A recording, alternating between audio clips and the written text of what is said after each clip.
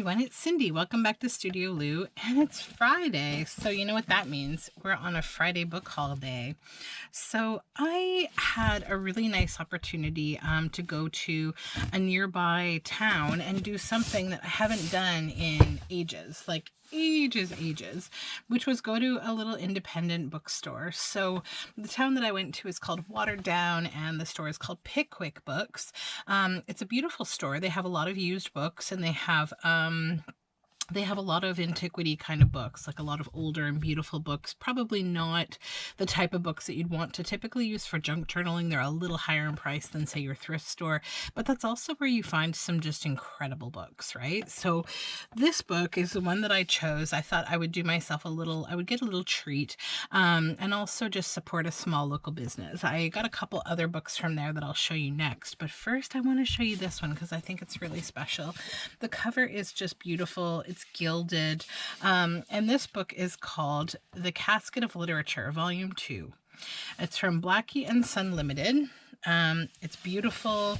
I believe it's 1890. 1895. So I think it would make an absolutely gorgeous journal. It's got very small text in it. It does have some poetry, some actually quite beautiful poetry. And it's all like sort of shorter stories and verse. So yeah, it's really nice, and I think the cover is just going to make a beautiful journal. It does have some nice black and white plates in it, and I have to think about what I want to do with such a special book. It does have these interesting, they're not gilded per se, but they're like a shiny, it's hard to describe the color. It's almost like a silvery green. I'm not sure if that's picking up on camera, but like it's really cool. It's almost bronzy green. So yeah, what a special book. So that's book one. The next book that I got from the same bookstore, this one was $12. It's A Posy of Little Verses by Paul Hamlin, and I've never seen this book before. I love the cover. I think it would make like a really cool kind of journal. It's very childlike type drawings, like illustrations by Adolf Zabransky, poems by Renee Cloak, and it is 1967. Yeah. But I really like the illustrations in it. There's a few kind of different styles, and it's sort of like there's a lot of linear and cross-hatching or dotting type that almost looks like it was created with like a printing style. Yeah, there's some really nice images in here, and also really nice like verse, good big words too. So yeah, it's very nice. That's beautiful. Okay, so that's book two. And then the third book that I got, it was $7.50 from the same store. It's the Kate Greenaway Treasury, whose illustrations I really love. The book itself is also very nice. It's got a Kate Greenaway like gilded kind of plate on it, and it has the book title. There is a bit of red here. It looks like it was sitting maybe with another book, or some of this red has crept over or something. I'm not sure. But it's all beautiful. So I love this Beatrice Hammond, this label here. And the person has written their information, their address in there. So it's kind of funny. Let me see the date on this particular one, 1967. So if you're not familiar with Kate Greenaway, her illustrations are just beautiful. Very like magical. Like this is my favorite type of Kate Greenaway illustration. Like that's, you know, that would be an amazing book cover. But also like these alphabets, like just really cool. A lot of it is smaller usually when you find it in print, but this one has decent sized, like especially these are really hard to find in the original book plates, the larger book plates. I think I have found a few of them, but it has music. Love this. That's beautiful. So yeah, really, she does a lot of illustration that's very targeted at like children's, you know, literature. And there's a bit about her in here too. There's like a biography. So I'm interested both in reading it and then using it. It's really cool. And then I had to stop because we were like in a town where I really like this particular Value Village. And I did find a bird book because, you know, I just used a bird book up completely and I need to replace the plethora of bird books that I have. So, but no, this one's one of my favorites actually. It's the Reader's Digest Book of North American Birds. Let me just, am I too low or too high? For whatever reason, my display today is upside down. I have no clue what's going on lately between my phone and my camera. But anyways, I love this particular book. It's a very easy book to use for me because the images are like the perfect size. So like I use these birds in all manner of journal for different things. So if there's a bird book to get, you know, when you're looking at different field guides and big books and whatnot, this one is not like too big. It's a long book. It's a thicker book. But like it's kind of the perfect book because, you know, you could also use this amazing owl. You could make a little journal with that. You could cut the top off there, which, you know, I probably will do when I get through some of this book.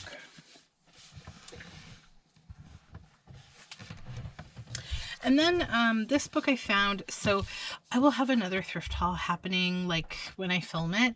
It'll mostly be textile related. I don't want to include it in this video because I actually got quite a bit of stuff because I haven't been to the thrift store. It's like my favorite thrift store in ages. I only ever go there when I drive to pick up my estate auctions, which every now and then I bid on certain estates. So I recently got an estate and I did stop at the thrift store and get some amazing things, amazing fabrics primarily. But I found this book, A Book of Fairies by Patricia Saxton.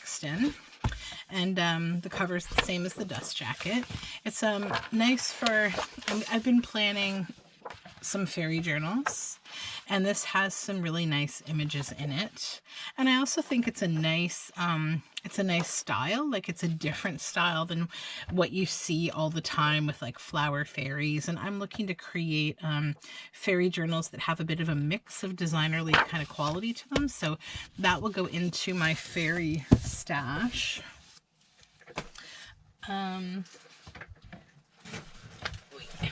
Sorry, this is heavy. This is the rest of my book haul. So this is actually from the estate auction, and it's a whole stack of mixed media books. So every now and then I find these great like lots of books. Usually they're either embroidery or mixed media, something like along those lines. And you know, I see so many of these books, but like I often don't buy them because like they can add up like a really expensive magazine, right? So I kind of like don't buy them. But this I was happy to get. So this is The Art of Personal Imagery by Corey Mortgett, Expressing Your Life Through Collage. And I really want to start to kind of just, you know, digest other people's concepts around collage art and that kind of thing. I think it's healthy to do that, to just, you know, inspire yourself and get some other ideas. This one is Collage Lost and Found, Creating Unique Projects with Vintage Ephemera. So, you know, all of this is up my alley. This has projects that are outside of just, I would say, paper. There's a lot of like, you know, things you can make that are jewelry or for the home or things like that. But a lot of cool ideas. The Artistic Mother, A Practical Guide to Fitting Creativity into Your Life. So this one's really appealing to me because I have 2 small children, and I think having, you know, respect for kind of the blocks of time we have in life, giving ourselves time to still be who we are when we're a parent is really important. And this is Altered Art Circus. And this book, I saw this book years ago and I wanted to pick it up because it had me really inspired. And it actually, I've done a project that was inspired by this book, and I wish I had them, but I don't have them anymore because I gave them for Handmade Christmas. But this book inspired me to create using plastic animals, some really cool circus characters like like a zebra with like, you know, a blue, like a blue pointy hat with pink polka dots, and like a pom-pom on top. And I would use polymer clay to add to the existing acrylic animal, and then, you know, outfit them in like wild colors of fun fur, and like they were so cool. And I ended up giving them as Christmas presents for our handmade Christmas, and I think people enjoyed them. And so yeah, that might be something I get into doing again, you know, when time allows, which is like in the next 300 years of my life, who knows. So Flavor for Mixed Media, a feast of techniques for texture, color, and layers. So again, I think a lot of, you know, cool technique here. Like, look at the grunginess of this. I think things like this get my brain going. Even when I just flip through them, I'm instantly thinking about, like, you know, grabbing things in my studio and getting to work with them. So yeah. And this is Lifelines, creating memory art to chronicle your personal connections. So this one, again, I think I will just kind of look at some different techniques here and see what these people are doing. And then there's In This House, altered art, imagery, and collage techniques. This one's got me really excited. Look at these houses on the front. So yeah, I think I've made house tags before. I find houses, little houses, really inspiring, like bird houses, cuckoo clocks, things that look like houses, you know, altered art kind of houses really make me happy. And I think, like, I've made a few of them, but like, yes, you know, think of like, when you get books that are about like architecture, or maybe an art book that has an architecture section, and you end up with all these black and white pages that you don't know what to do with, right? So imagine building on that image. You cut that building out, and then you build things on the front of it, on your ephemera. So that's kind of a cool idea. So yeah, that's where this is taking my brain. There's also some nice things you could cut out in the back of here by the looks of it. That's what they, yeah, building blocks. And they give you like a little template for creating a house. Love this. So yeah, that's my estate auction haul for this week. And I think that's all the books that I got. Give me just 1 minute. I will take a look in my fabric box and see if I did find any other books. I might have.